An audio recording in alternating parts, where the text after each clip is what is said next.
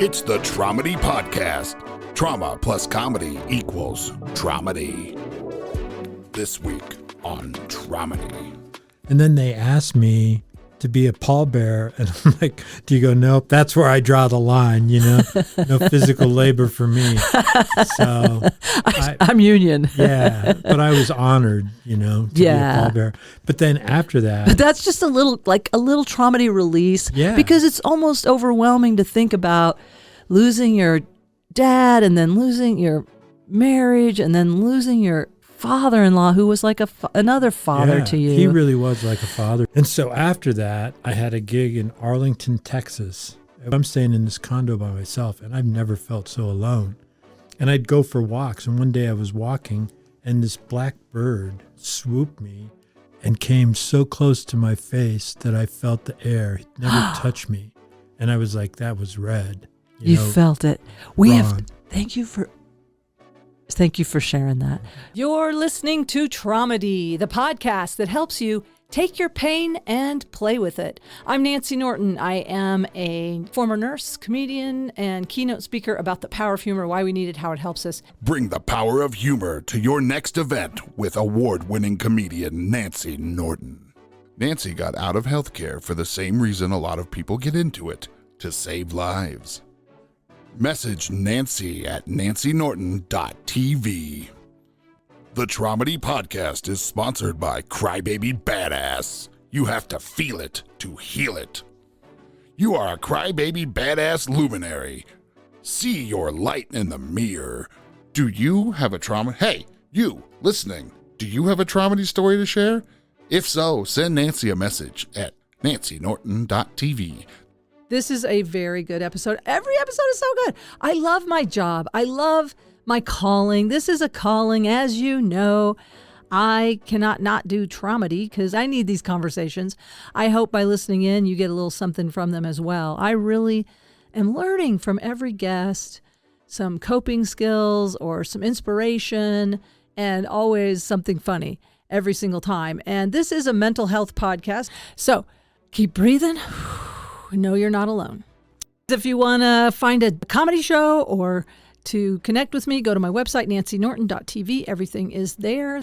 Welcome to season 4 of Traumedy. Wow, that went fast. How are you hanging in there?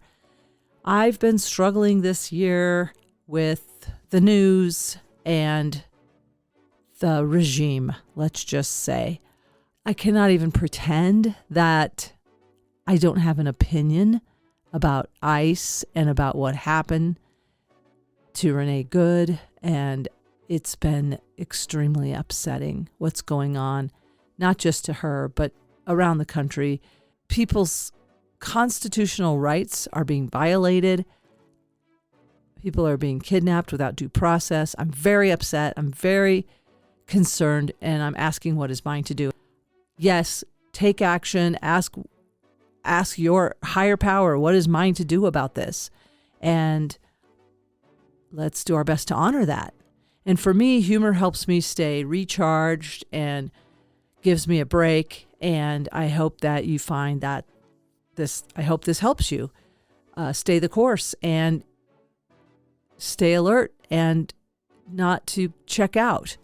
It's very tempting to just not look at what's going on in the world right now. And of course you need breaks. I heard someone else say something about working in shifts, and just know that you've got to take breaks. You've got to take care of yourself, and we have got to use our humor. Otherwise, the toxic stress hormones will kill you, and we need you. So stick around and laugh with us, and I'll see you on the other side.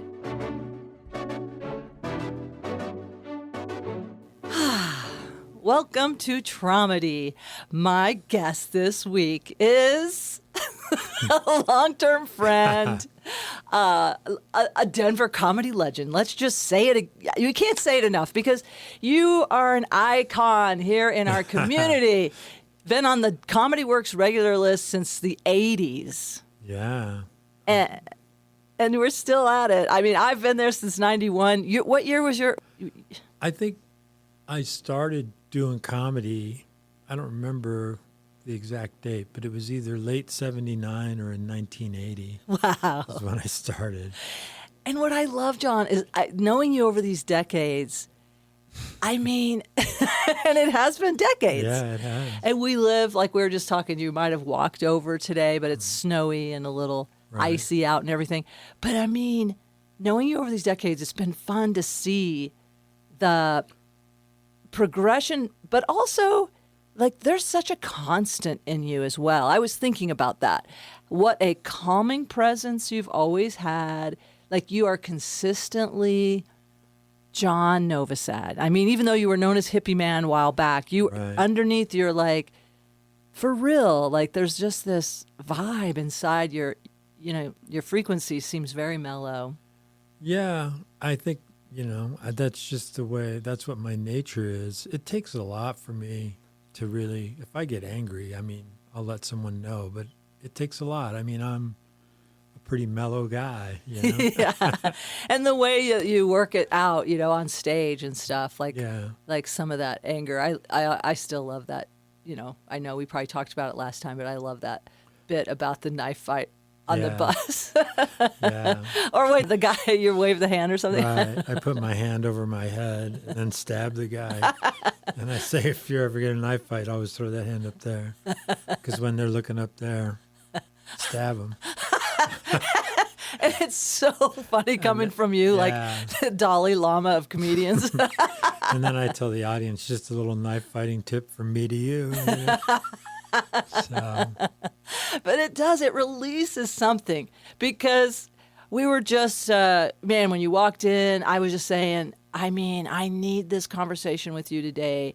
And I know what Traumedy does is like taking that trauma out of our body and releasing it and letting it transmute into whatever that is, a higher frequency. I don't know, but man, I've been struggling with the ice murder of Renee Good, and also just the whole thing. Like once I started looking at reels of that, I'm just seeing one after another of all these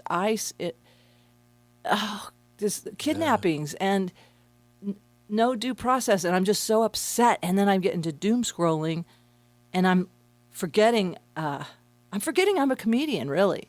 I'm like, I think at my core, I'm a little fiery activist, but I don't know what I'm called to do, but comedy and write about it.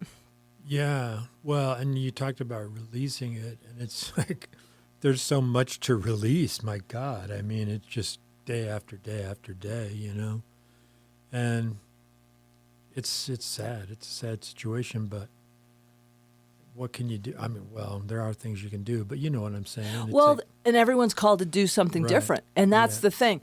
That's what I keep asking, because I do a little prayer. I really do believe in a higher power. And I always say, I cover my bases, because I was raised in the buckle of the Bible Belt. And yes, I have been saved by Baptists just in case. Right. But, I went to Nepal. I saw these beautiful, people in the Hindu religion and the Buddhist and I don't know.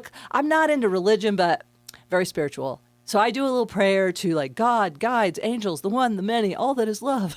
Yeah. I call in everybody. Right. Please help us. And Mother Earth, And so I don't know. I ask, what is mine to do? And I guess the message I keep getting is this. This is mine to do. This is the role of the comedian in society, is to acknowledge the socio-political commentary with a way that is palatable, or that doesn't maybe do a takeover like a PTSD response, which I am prone to. You were saying you were working with a comedian last night who was going on some rants. Yeah. Ian Fidance, Fidance, a New York comic. Man, super funny. I'd never worked with him before. I hosted at the Comedy Works, our home club. And he did an hour for sure, but like the last 10 or 15 minutes, he just went off, and I don't remember exactly how he was talking about it, but he talked about the ICE shooting and basically said, what bullshit it was, and how he goes, that woman was not a domestic terrorist. I mean, he made it funny, but he really hit the points, you know? Yeah. And did that help you in any way, like physically, or the audience? Did you sense that they were craving that kind of acknowledgement of truth and release? Yeah, for the most part, because this guy is a draw for sure. I mean, it was a Thursday night at the club, and it wasn't sold out, but there were like 250 people there. And, you know, as an MC, when you introduce someone, you can tell if the audience is there to see him. I mean, when I that energy that goes right through your body. And so, and I would say this, that of the people that were there, 99% of them were behind him, but there was a couple people who were like, boo, you know. Or just, really? Yeah, they were upset because, and I'm obviously guessing, or whatever you want to call it, making an assumption, but I'm guessing that they were probably MAGA or pro-MAGA people, you know. Was his comedy a style? I don't know him, and people can look him up, but is his comedy kind of a style that would draw those people, or maybe they're people that came not knowing what comedy they're going to see? Who knows? I think, yeah. I mean, did he seem progressive in general? Yeah, he does, and I think that he draws that kind of people. And it was funny because, you know, as the host, about 55 minutes in, I'm standing just backstage waiting for him to finish off so I can go up there and say goodnight. And there were two women in the front row that I could see. And, I mean, they were so engaged with him, you know, even not heckling him, but commenting and being very gestury. And, you know, and I think that that's the majority of the crowd that he draws are there. And they probably are more progressive. I mean, he seemed, I mean, I just met the guy backstage and talked to him for a few minutes, but judging from his act, I'd say he was pretty progressive, you know. Yeah. But we still get folks. I mean, obviously, I remember when Brett Kavanaugh was confirmed, and I was so upset. And of course, I have this background from activist theater. And so I couched a bit in the middle of my set because I knew how I would recover from it. But I underestimated, well, what happened was I was down at the South Club, which is in a very rich neighborhood. Right. White, affluent people. Yes. And I was doing this thing about Brett Kavanaugh and how I believe Professor Ford and how I'm just so I went on a little rant, and then I was just using Brett, his name, as if I was vomiting, like Brett Kavanaugh.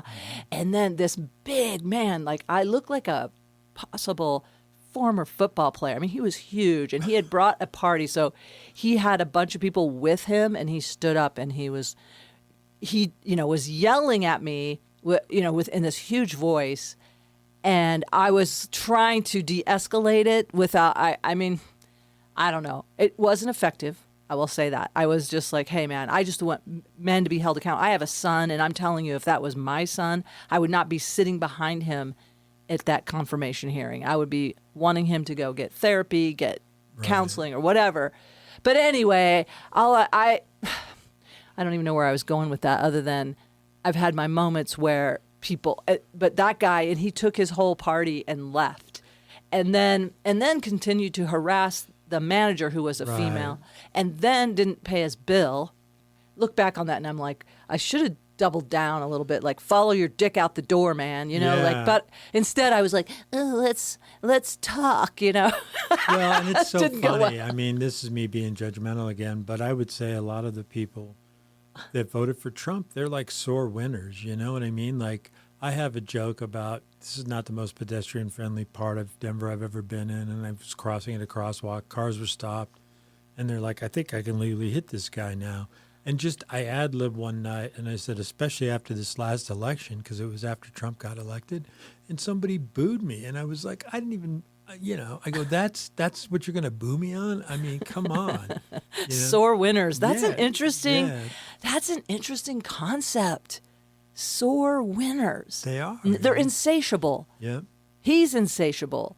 Greedy. Yeah. I'm like, I can't say anything. When I hear my voice, I'm like, Nancy, you're not saying anything anybody else hasn't already said about that. But, okay, we know this. We know he's a malignant narcissist. We know he's insatiable, power hungry. And now we're stealing. I mean, oil from Venezuela. I don't know. I mean, I'm not informed enough to comment on this. Yeah. We want to buy Greenland. I'm like, okay, what the heck, man? It's crazy. It's just insane. So how do you personally deal with this feeling when you drop in to go, like, that stuff hits you and it's like, it is crazy making. How do you what do you do? How do you cope with that? Like when you're alone in your apartment or whatever. Get a bottle of gin. No, I mean, I think one of the ways that I cope with it is I think about the difference I can just make individually with the people that I meet in my life. You know? And I wish that we would focus on that more as a country, as a world, that, everybody gets all uptight about these issues and, saying that that woman shouldn't have been driving there and that's what, and all that. And I mean, I'm outraged by all that. But also where I can make the biggest impact is interactions with my friends, people I run into at the grocery store. And I'm not, a saint by any stretch of the imagination. I'll have a bad day myself, where I don't want to deal with people or whatever. But that's what I try to bring it to, is on a, one-on-one scale of interaction with the people around me and try to make a difference that way. And then there are ways to either donate money or time or, your services. Taking action is what you're saying. Like, don't get in that sense of powerlessness. Like, okay, here's my action. I can do something and I can connect with my friends. I can write a funny joke on Facebook rather than whatever. And then I can, like you said, I have been sending some money to certain causes. So yeah, taking action. You're right. I think you're right. It's the powerlessness that is when anxiety gets so overwhelming, is when we get frozen. Right. And not to say that it's not appropriate to have rage or, any of those emotions. I guess I know that I get so upset with myself when I hear cliches come. I hear them coming. Here comes the cliche. But I mean emotion, to move, like motion. And so I'm asking, having dialogue with those feelings and going, okay, what are you telling me? What is it? What am I to do? And it is over and over that question, and it changes. I have gone to some protests and. Yeah, I've done that too. And the other thing that helps me is to recognize the absurdity of what is happening. And it's like a bad play. I mean, you couldn't write this stuff. And to just take a moment and go, I cannot believe that these people are doing this, know? And it's so absurd. And then to try to make that into humor by picking a topic. And I'm really careful about not going after, an individual politician. But Ian Fidance, I mean, he went after Trump really hard and it worked. But again, he's drawing a crowd of people that want to see him. Right. So they're going to give him way more latitude than somebody like me just in front of I'm not putting myself down, but I'm not a big draw. So I'm going up in front of a room full of strangers. If I went up and didn't even talk about Trump, but talked about, whatever, Tim Walz or some politician and stuff, the chances are it's not going to work as well as someone who has people coming specifically to see them. Yeah, and they know what they're coming to see. Yeah, you make a good point. And, you are a draw, but you are a draw when, absolutely in this community. And it's all about advertising too. Oh, yeah. But like a lot of times, because we have a showcase club where like you're opening for other acts that come in, and that's when you're in front of somebody else's audience. Although it's nice, sometimes we know like when I open for someone like Sarah Silverman, I know I can talk about the miscarriage in a way that is going to be pro-choice. Like I have this bit about, my biggest, saddest pain, but also, if God can perform a spontaneous abortion, which is what a miscarriage is, on me, then you can surprise God with a planned one. But I can't do that. I don't feel I won't do that on a Moms Unhinged show because that's a show that's a different, someone else's brand, and we want to be inclusive, and we're trying to lift all boats, so to speak. And it's a night out for them. Well, and it's just not worth it to alienate half the audience. Right. I don't know. I just choose my material. So I hear what you're saying. You choose it wisely. Like, this isn't my show. Like when you were doing your show, when you are the headliner, when people are, I mean, and let's face it, like you said, when people look at you, they're not going, because I love your joke about being a registered Republican. Yeah. What is it? I say, I just like showing up to the meetings and freaking them out. And then they're like, you're not supposed to be here. And I'm like, yeah, I am. When I tie my hair back, I look like that guy on the nickel. And then they're like, how the hell did he get on the nickel? We got to let him in.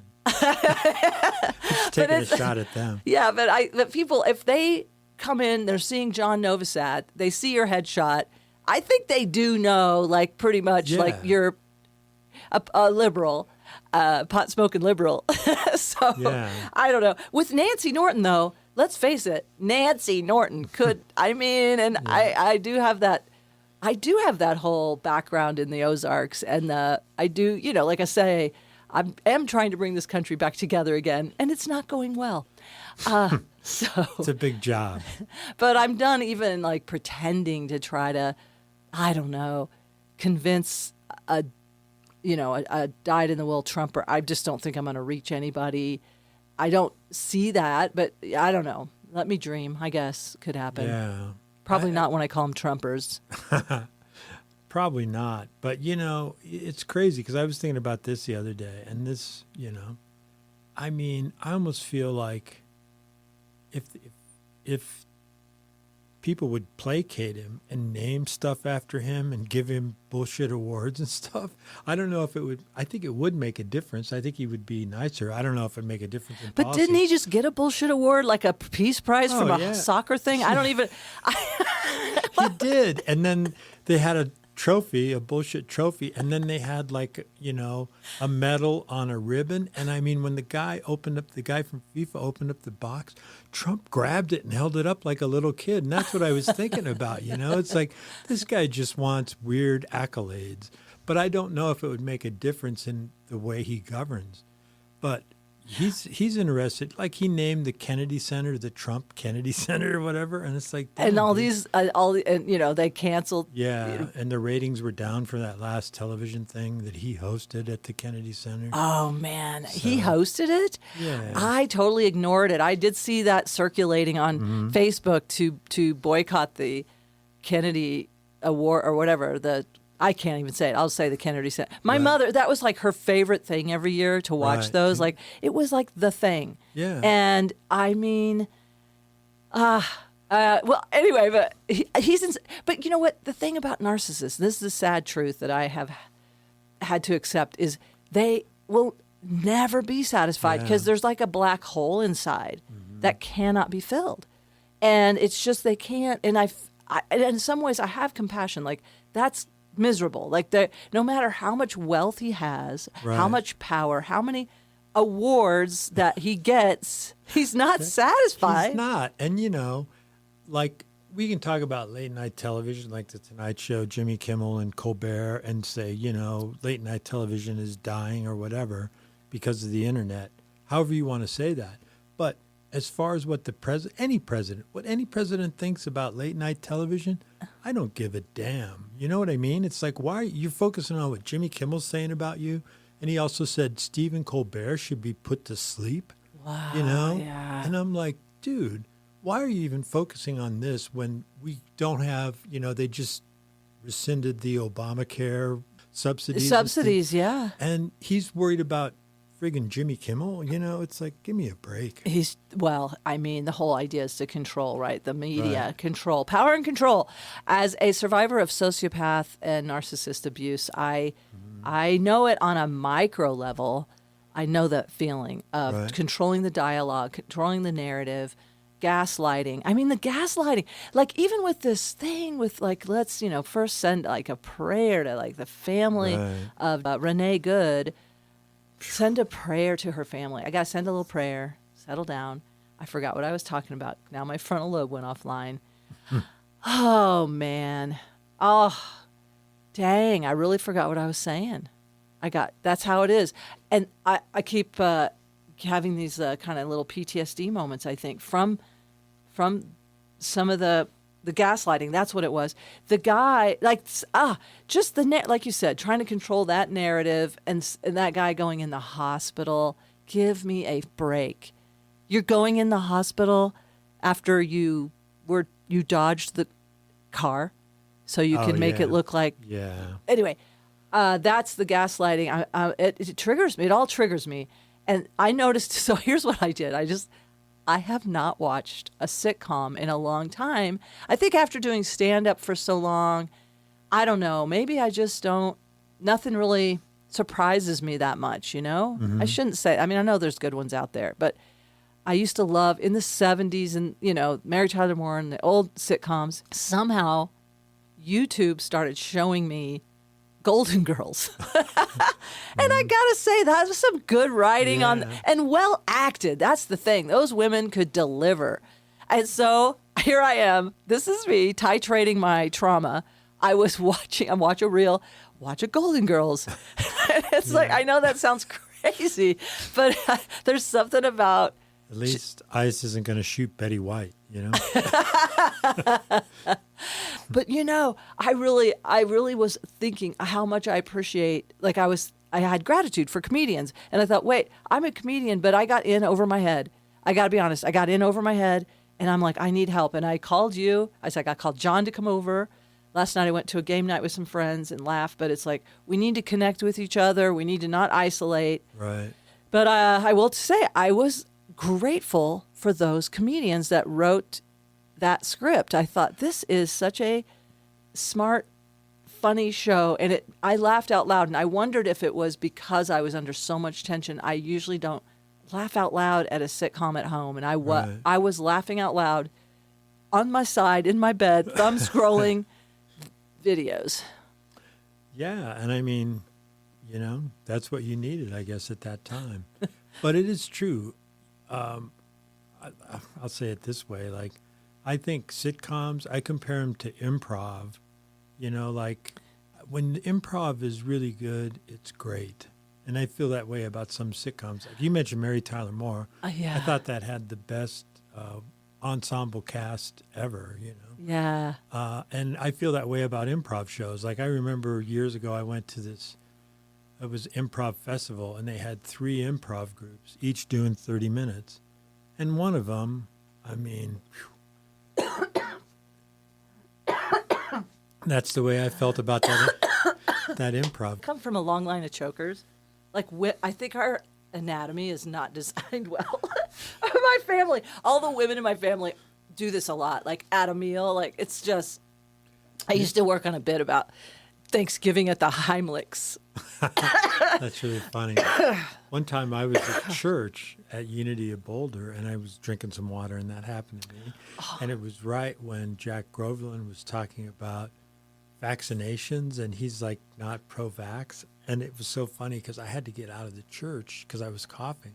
So it looked like my friends that I went to church with thought I was pissed about the vaccination thing. And I kept coughing, so I wanted to get out. I think a cough is a great protest to an anti-vaxxer. Just start hacking away and like watch people, like see how much they believe in the Lord after that. It was really funny, man. And then I didn't know he was an anti-vaxxer. I think he is. I mean, I could be wrong. But well, I mean, if he was saying something about it. And his son is a really big anti-vaxxer. Is he really? Del Big Tree Groveland. Yeah. Oh, yeah. Oh, man. That's a whole nother subject, the anti-vax thing. Yeah. I am an old school nurse. I mean, I am way pro-vax. Yeah. I am so pro-vax. I think we should get vaxxed twice as much. Like, I am so against babies dying of pertussis. I can't even tell you. Whooping cough. My father had whooping cough as a kid and almost died. Babies die from it, and it's so contagious. And school-age kids, they don't even know. I mean, they don't maybe even have a symptom, and they come home and give it to their baby sister or brother, and they die. I am very pro-vaccine, but, on the other hand, I will say one of my friends' mothers had a terrible response to the COVID vaccine, so everyone's got to do what's right for them. Yeah. Except, I don't know, what's right for the baby. Okay, let me stop. I'll probably edit all that out. But I think that's important. But what you were saying when I started coughing was you were talking about improv. When it's good, and when it's so. And I feel the same way about sitcoms. You know? Like I saw this improv show, had 3 different groups, each doing 30 minutes, improv groups. And the first one, I was like, oh my God, I don't know if I can make it through this whole show. And I'm sure people have said that about my act before, and then the second one was good. And then, I mean, they had it staged right. The last group was the best. And I mean, that 30 minutes flew by. It was so much fun. Yeah, when they are on and so good. And that's the way I feel about sitcoms too. There's certain ones that are just so good, so well put together. And of course it's cultural, like, what your cultural, like, dynamic is, that sitcom may not work for you and this one might work for me or whatever. Right. I get that. But it is interesting. That just reminded me of, like, have you ever been on a show where maybe it's a local showcase and it's just so many comics and people leave before you get on, and it makes me so sad because they lose confidence. Right. And it's like, this is upsetting that they're not ever going to get to the part where it's funny. I mean, because it's such a craft. I think people don't realize. To me, it takes about, I'm a slow learner, so I'd say 10 years to get your stage legs to really, like, plant and, like, here's what I'm doing. Although, I don't know, there's an unlearning process, like we've talked about, the plateau and then the devolving and then the evolving. Yeah, but I agree. It takes years. And it's funny because, we both are at the Comedy Works, and like on a Tuesday night, it's New Talent Night. So they'll put on 5 pros at the end, but there's a whole plethora or whatever, a whole bunch of people who are at varying degrees. And I'll talk to comics, and some of them I can just tell. They'll come up and ask me a question, and they think I'm going to go, if you do this and this, you're going to hit it. You're going to get the magic formula. Yeah. And I mean, if I always say, if I knew that, I wouldn't be talking to you in the hallway at the Comedy Works. We'd be in my beach house in Malibu if I knew what that combination was, They don't want to hear, get as much stage time as you can, tape every set, listen, especially when you're first starting out. They don't want, a lot of them don't want to hear that. They think I have, like you say, the magic formula. Yeah. And there is some science to it, but, at least that's what people told me when I first started. Like, Nance, there's a science. Because I thought when I first started that every show was a new show. Yeah, I didn't have a teacher. I was kind of, but anyway. Well, one of the things I wanted to go, so thank you for, first of all, let's just kind of do a parasympathetic nervous system reset about all the stuff's going on right now. And also, I don't know, just so much gratitude for comedy. I'm so grateful. It has saved my life in so many ways I can't even say. And even right now, like I said, even though I'm watching 30, I don't even know when the Golden Girls were out. It might be 40-year-old sitcom that I'm watching. It's doing something for me, helping me through the day. And then I fell asleep and I woke up to this Carol Burnett documentary. And I remember thinking, I have my act. I think Carol Burnett and Lily Tomlin were big influences on me. And they're more like comedic actresses, really. And so I always like to do act outs and voices and characters and stuff. But something that I heard right when I woke up, it was right when I woke up, it was Phyllis Diller talking about what makes a good comedian. And I'm going to cue that up. It's coming up. We may have to edit out this first part, but I'm just going to let it play from where it is. There isn't a comic in the world that hasn't come out of tragedy. Let me put it this way. It takes an irritation to make a pearl in an oyster. And to have a comic, you have to have that tragic irritation. That was Phyllis Diller. I want to maybe put that on as part of the lead-in. Like, I was thinking about creating a new intro to Traumedy of like, what are we doing here? Why is this here? And I was thinking that should be part of the lead-in of the show. Because what we talked about a little bit last time was the tragedy in your life that really was a driving force for you to be funny. And it was the the loss of your dad. Yeah, my father died when I was 6, and I was the youngest of 3. So I have a brother who's maybe 4 years older than me, and a sister who was like 2.5 or 3 years older than me. And, he died. He had lung cancer and he died. And that was, the irritation that made the pearl. And man, I mean, the person that I have the most respect for my whole entire life is my mom, because we always had what we needed, for school.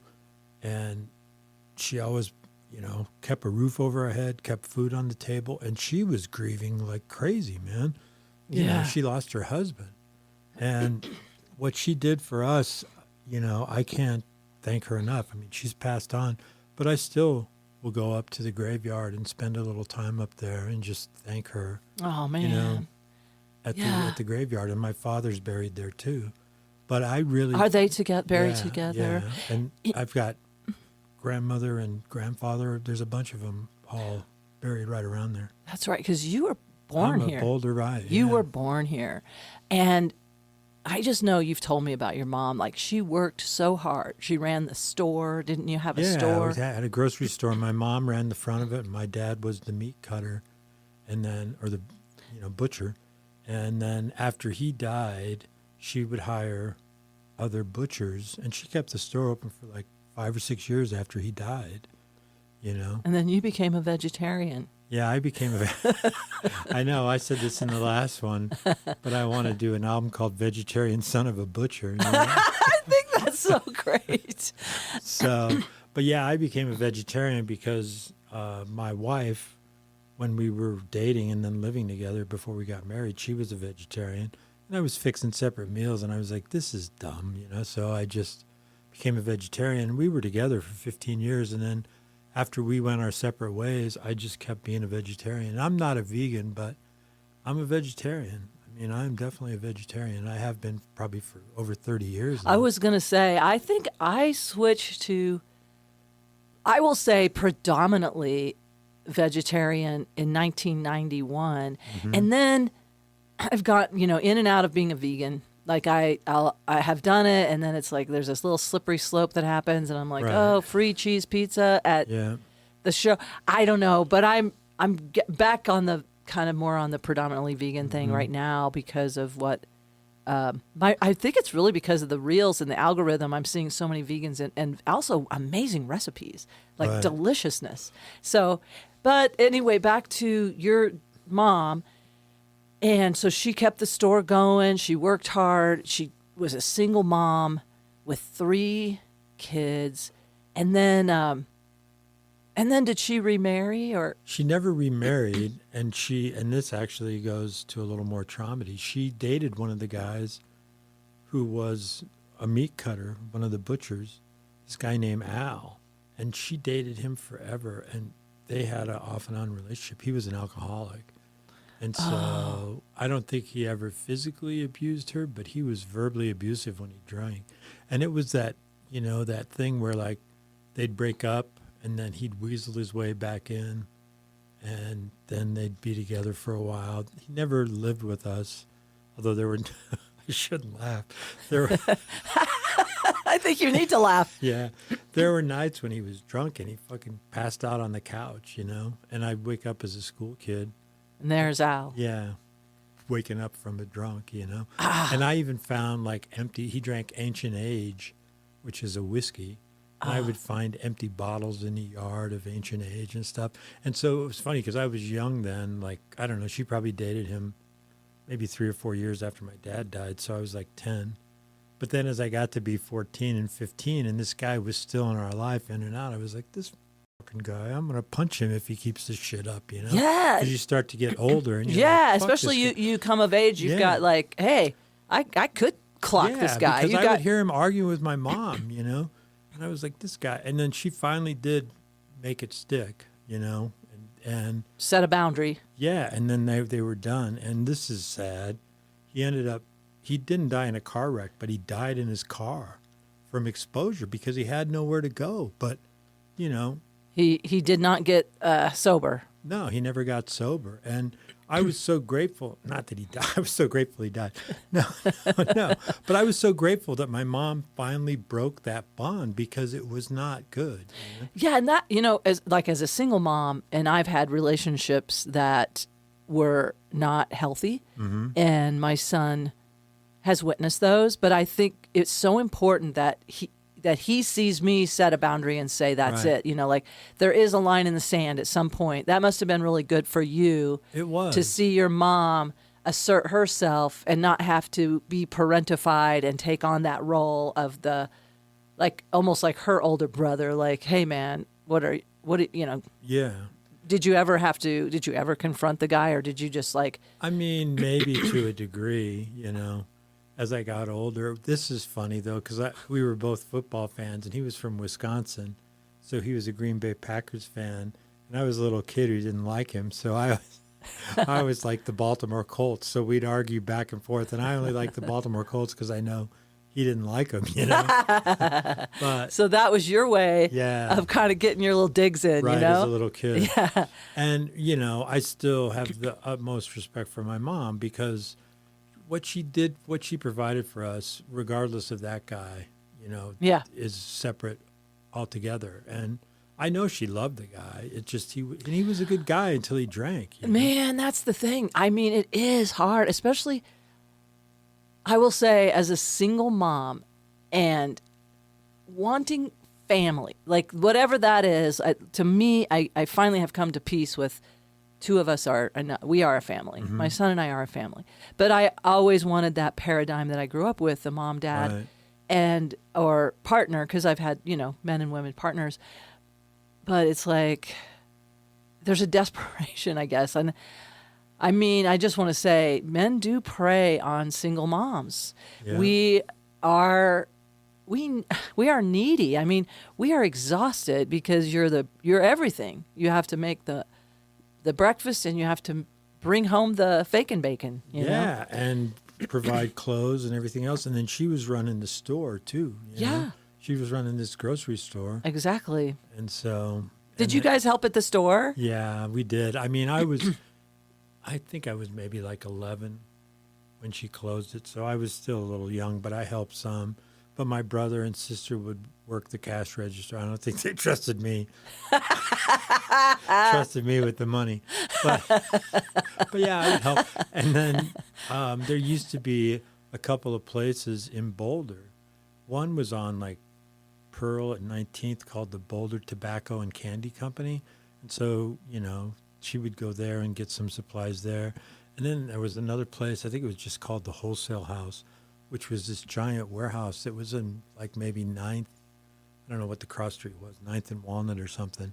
And there were just all, you would just go with this huge cart, like a flatbed cart, and put whatever you wanted to get, like cereal and supplies for the store. So stocking the store. Yeah, and so I would help her with that, So it was like a neighborhood grocery store Oh, yeah, for sure. for the downtown Boulder area. Yeah. And I bet you got to know a lot of the people too, a sense of community. Maybe you were raised with like your mom was probably friendly with the community. Oh, yeah. Everybody knew. Was her name Novosad or? Yeah, she was Lucille Novosad. Her maiden name was Lombardi. I'm half Italian. And so the Lombardi side of the family, man, it was super tight. My mom was born in Louisville, Colorado. And so we just went to see my uncle today, who still lives in Louisville. But He's one of the Lombardis. Yeah, he's one of the Lombardis. And my grandmother, Jenny Lombardi, man, she would put on a spread, roasted chicken, Italian pasta, and cousins and uncles and aunts. There'd be like 12 or 15 people around the table on Sundays. It was really a good life. So you did have a lot of support Yeah. from uncles and cousins, man. grandmother, an extended family. Yeah, That's probably helpful to your nervous system. Like you have a sense of you've got support, you've got community here, you've got family. I was talking to my brother about this the other day, that after my dad died, that saying, it takes a village, talk about cliches, but it was true. Uncles, neighbors, there was a guy who took us, his name was Whitey. Okay. Now That's okay. Now in 2026, probably not the best name. But he would take us to ball games, and just the neighborhood really stepped up. And like I say, I've had 3 uncles by one Uncle Clem. He was such a good man. He'd take me gold panning when I was a little kid, just something to do.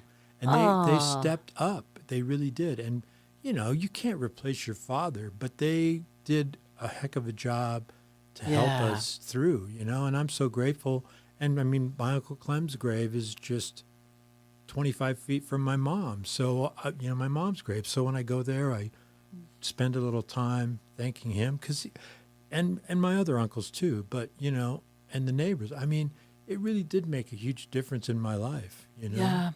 And I'm thinking in your heart, the way going through something like that, you must have more compassion for, because it's so tender, to lose a parent like that at such a young age where you're just now even understanding death. Right. Death is a hard concept for a 6 or 7-year-old. I know.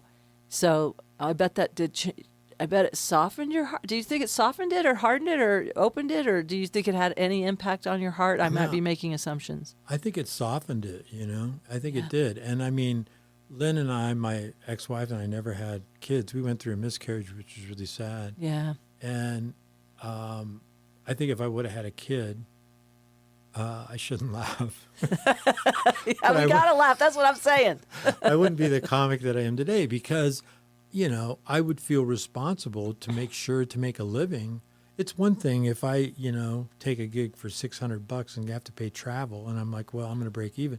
But I'm going to want to provide for that kid, I know. And I'm grateful that we never had kids. I'm sad that we went through a miscarriage.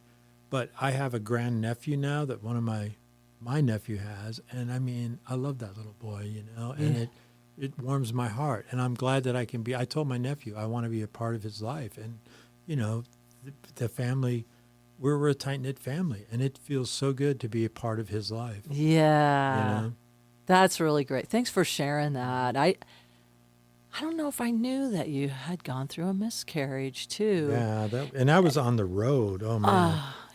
I drove back from Wisconsin. I drove as far as I could, and I was like, I have to pull over for at least 3 or 4 hours. I got a hotel in Grand Island, Nebraska. So you raced home to be with Lynn. Yeah, I mean, the booker knew that I might have to leave, and I called him and said, but things changed after that, for sure. Oh, well, I will tell you, it does, that grief, and again, I make jokes about it because I have to, because it is the darkest, right, saddest thing that has happened in my life was losing a child that, I mean, they're not a child yet, but a promise, the dreams of a child. And it's amazing how quickly you fall in love with the idea of your unborn. And again, I am pro-choice.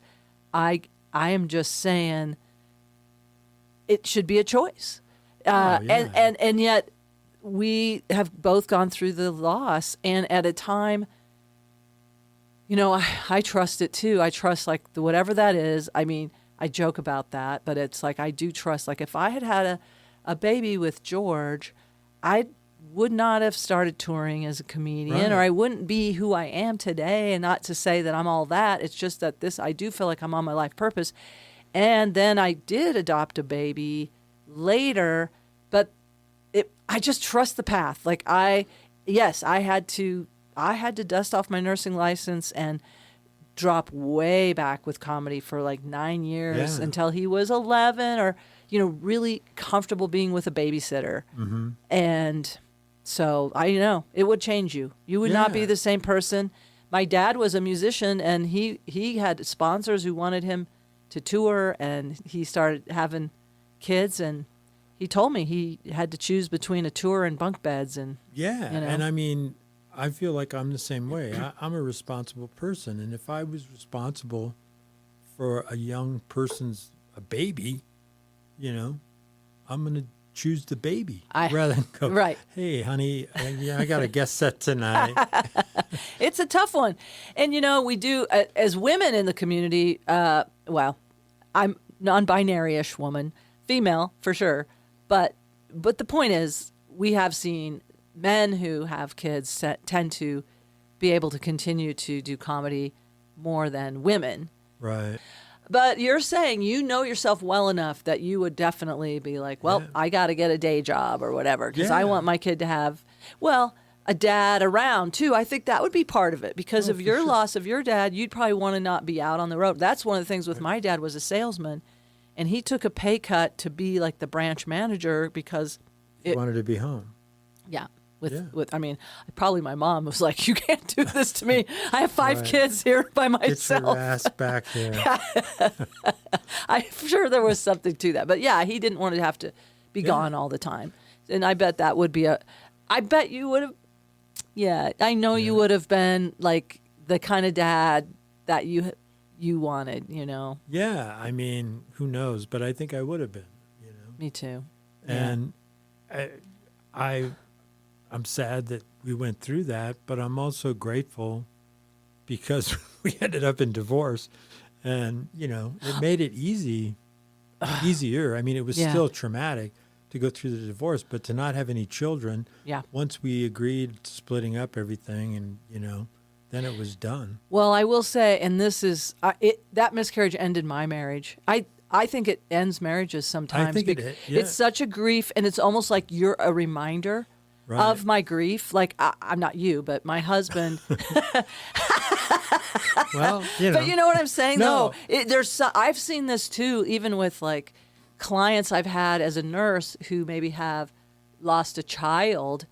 They end up a lot of times. It is just a hard thing to come through together. Yeah. Well, and I said to Lynn, my wife, my ex-wife, I said things changed After that, and she said, "Yeah, they No, did." there's a part of us that either shuts down. It can be sexual because you're afraid. I still am. I think, you know what, John? I might have to do some trauma therapy around this because I have blamed some of my sexual shutdown around sexual trauma that I've had, but I think I haven't really linked it to that fear of loss. And I mean, obviously, I'm not going to get pregnant now, but I'm just saying, I think you're right, there's a lot there. Yeah. Although I will say what happened to me initially, and I hate to say I was a textbook case, but it was like, I went off and I negotiated affairs. I asked my husband, like, hey, I needed to have sex with different men, and it was irrational. Like, it was irrational, but I looked and I read about it at the medical library. It was I hate to be a textbook case, but I was a textbook case. But your wife probably was too, and maybe if there had been trauma therapy back then, EMDR and stuff like that, might have had a different outcome. And I'm so sorry, because it's like loss on top of loss. Right. And that's not uncommon with trauma, the cascading. Right. And that's where I think humor can interrupt that, like where, we could both have been dour people. And me, I'm more intense than you. Because you got that open heart, you got this beautiful vibe. And I think a lot of that is thanks to your God-given gift of humor. Thank you, higher power, for the humor is all I can say. Yeah, for sure. Because, I mean, even, and I worked a lot of day jobs, and I want to do a joke about this. I've never done it, but the hardest part about being divorced was I lost health insurance, because Lynn had a regular job. So and then I was like, oh man, Cobra was out of the question. Yeah. And so I had to get a job, But, to have health insurance. Yeah, that was the main reason why I got a job. And I was working temp jobs and stuff when I was in town, but I traded off benefits for flexibility. But then I just learned to appreciate having regular pay and a job, and health insurance. And I did that for a long time. And then finally, with Obamacare, things changed. Yeah. And it gave me an opportunity to get reasonably priced health insurance on my own. And also the company that I work for moved the production facility to Tijuana. So I was like, well, I'm not moving to Tijuana. That's a commute, yeah. Yeah, but they gave me a really nice severance pack, and that's what funded me back into stand-up. And I'm so glad. Here you are. And do you mind saying how old you are? No, I don't mind. I forgot. No, I'm 70. I turned 70 in July. Yeah. I mean, listen, you guys, listen to this. This guy just won a major festival. Blue Sky. I mean, Big Sky. Yeah. I always say Blue. Big Sky Comedy Festival. Yep. Like it's a big, and you've been so active and still like one of the most respected comedians. You write all the time. I mean, you are just beloved member of the comedy community here. I mean, we just did the 51st jokes, and they gave you a prize for the dirtiest joke. Yeah, but I think it's a way of them saying, Yeah. we love you. We want to Yeah. give you a prize. You know what Yeah. I mean? And I even heard Adam Caton Holland come up to you and go, hey, man, you could write jokes for me anytime. Yeah, that was And nice. You're still like, yeah, he did not say that to me. And not because I do a one-person show when I'm supposed to do 2 minutes. I have an issue with going a little long, which is you're not supposed to do that. That's all right. But I had my thing, I had my piece to say, and I said it, and I'm Yeah. okay. Higher power supported it, but maybe they won't have me back. But I will say this, and that's, I feel like that's what, when I say that, I feel like John says that. You know, I pick up mannerisms. I'm like, I will say this, because you do, Yeah. you have that. Yeah. And I notice myself saying that sometimes, and I feel like there's a little tip of the hat to you, but you're still doing all these festivals. Tell me more, like what's up next for you? Well, I'm actually doing Don't Tell special, which is 10 minutes, but it's on YouTube, and I'm taping that in San Diego, January 31st. Yes. And so I'm really excited about that. And so what I'm doing now. That's going to expose you to so many people. Yeah. Look at Susan Rice, our friend Susan. Yeah. She's the first comic I ever toured with. I got to get her on Traumedy. But she just blew up from Don't Tell. Right. You're going to get so much exposure. Yeah. And so tell me what else you were going to say after that. Well, I I was forgot. just going to say, it's really exciting to work on that, to figure out that 10 minutes. And I've got, another 3 or 4 weeks before that, or 3 weeks. And so it's really fun to do that. But what I was going to say, too, is, during the pandemic, we all took that time off, 15 months off. And I thought about it for a long time. I'm like, well, I'm old enough, I could retire and make that work. And there's parts of show business that I don't really like. But what I do love is walking into a room full of strangers and making them laugh. And that still drives me. Yeah. I love that. I feeling. do. I love it too. And I think that's the blessing of not being a draw, is to surprise the Right. hell out of people. Yeah. I love surprising people because they're like, local comic. And then Right. it's like, but some of the local comics here have the chops of anybody. They just aren't known. Right. But I mean, Don't Tell, you might be more known. You did that Nate Bargatze's, I'm Yeah. doing that in a couple of weeks. Yeah, it's called No, I'm doing that in February. What's it called? Nate's. the Nate Land Presents the Showcase. Yeah. And so you do like a 12-minute set, 13-minute set in Nashville at this club called Zany's. And there's like, I don't know, 8 comics per show.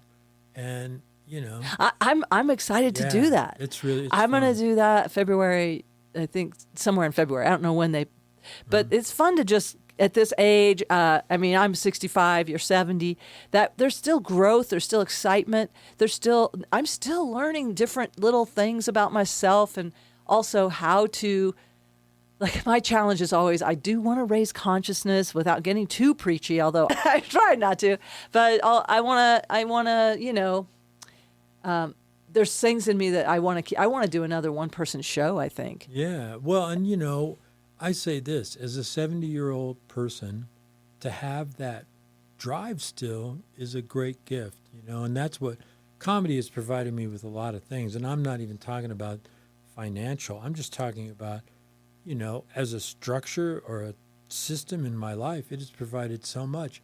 And for me at this age, to still have that drive, I Yeah. went down and did a 10-minute hosting set last night at the club. You took a bus I and took a bus and I walked, 5 blocks in the cold, walked 5 blocks back. because you love it. Yeah, and I'm driven to do it, And like sometimes comics from out of town are like, how long does it take to get back to Boulder on the bus? I'm like, 50 minutes. They're like, damn, dude, but I'm driven. And I'm so grateful for that, because I don't want to just be sitting around going, well, what time is the Nuggets game on? Yeah. There's nothing wrong with that either, but Nothing wrong with it, but I'm so it's grateful so that- exciting. yeah. It's so I would just say enlivening. Yeah. Like I'm alive and I have projects I want to do. I love doing this podcast. This feels like a calling. I have some writing I want to do. I love, and I think one of my favorite things about comedy is having co-creative friends. Yeah. I can call you or we can talk and we can sit over here in my dining room table. We can sit and write together or go to a coffee shop and co-create.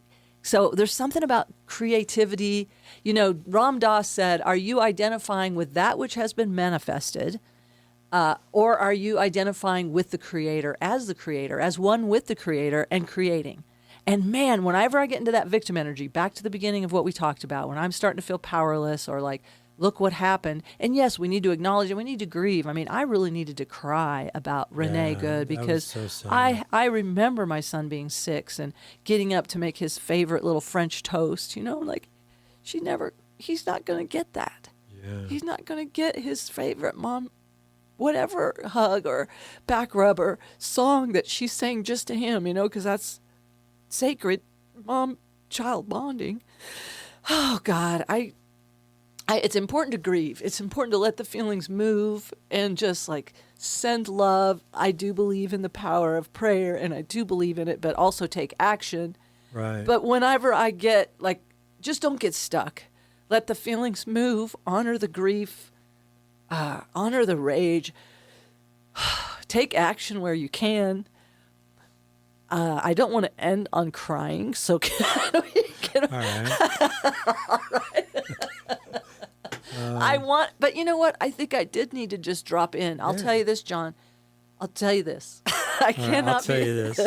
Let me tell you this. I will say this. No, seriously, I have noticed I do recovery work for adult children, and sometimes I just realize I get scared about crying alone. Like if I'm here by myself and I'm afraid to get stuck or I'm afraid I'm going to go too dark by myself.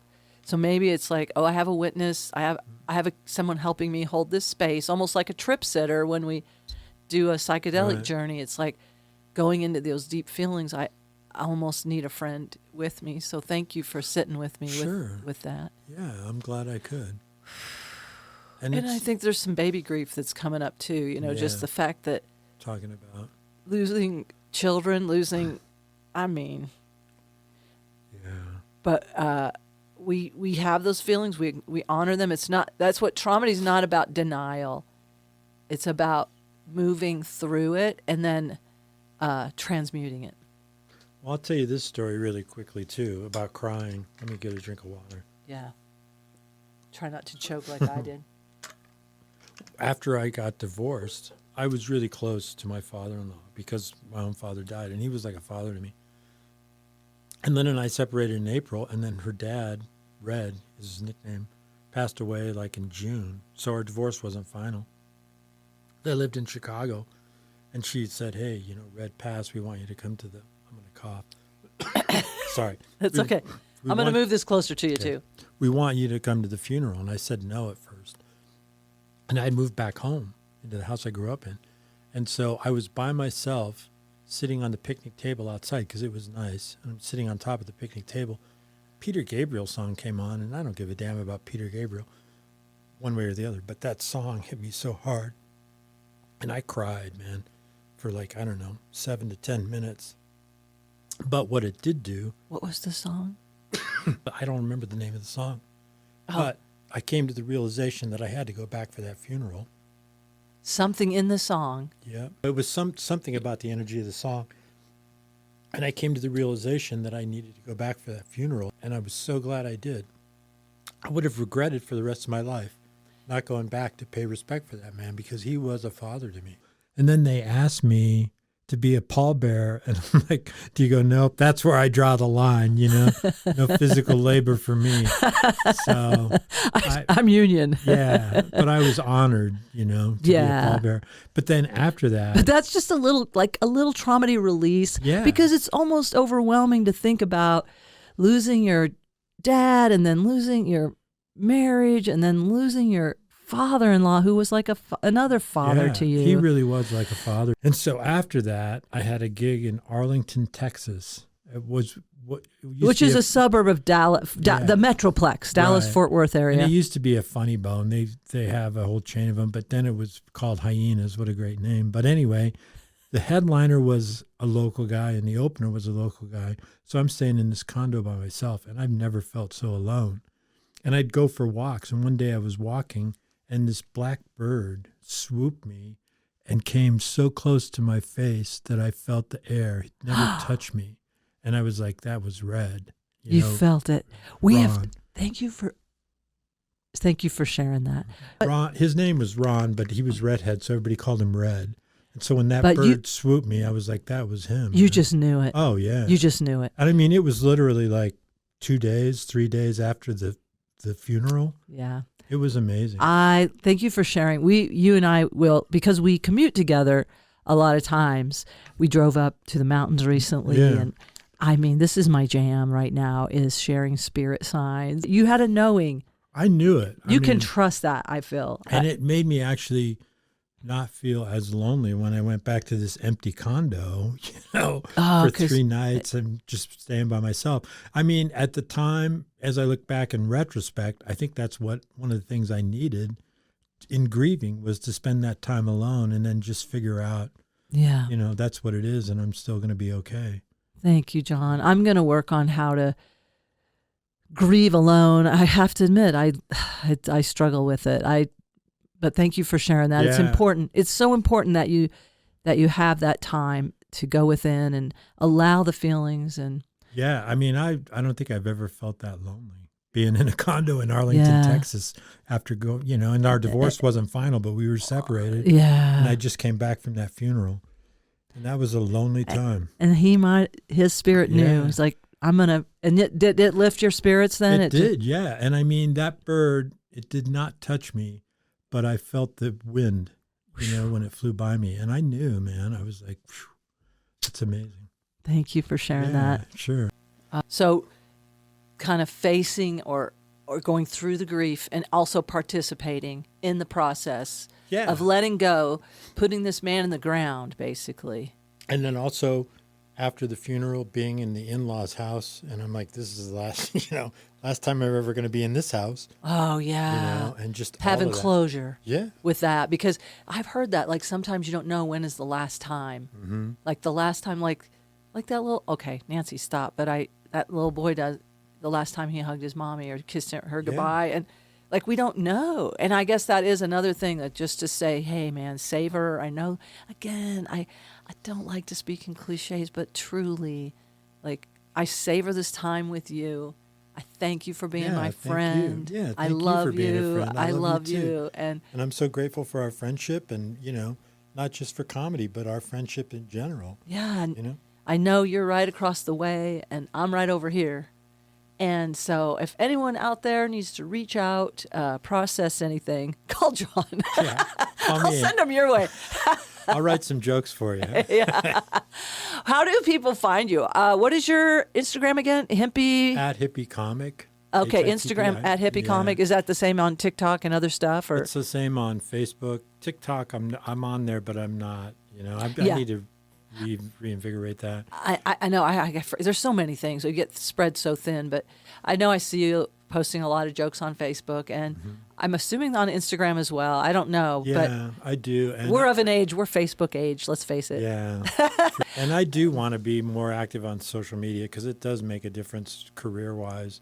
If I wasn't a comic, I wouldn't be on Facebook or anything. I agree. I know it's kind of part of it, but also YouTube. So we're going to watch for your Don't Tell coming out, and then maybe you'll have more, maybe more active on YouTube. Who knows? Yeah. And just if you're you tour all over the country, so people can look for you. Your website's John Novosad Comedy. Yeah. John Novosad Comedy. Yeah, and my schedule's on there, and so. Yeah.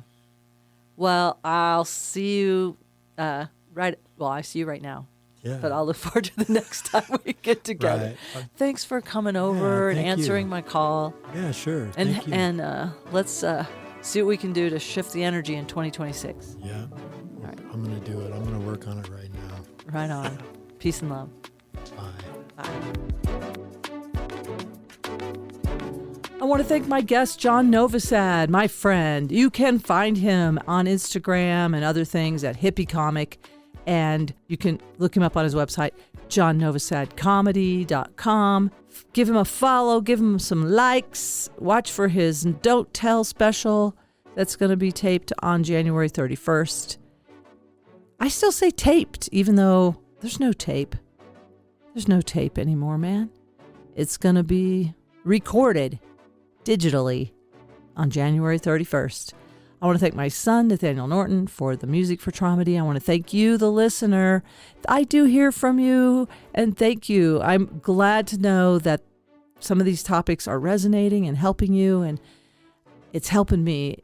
It's helping me knowing that it's helping you, but it's helping me directly just having these conversations. I really need them. And right now it's so important to find community, find like minds, and come together, get off of social media, come together in IRL, or what is it called? Is that in real life? Yeah, in real life. Come together in real life and let us know if you have a topic or if you want to be a guest on Traumedy, and I look forward to connecting with you some more. And remember, no matter what, keep laughing.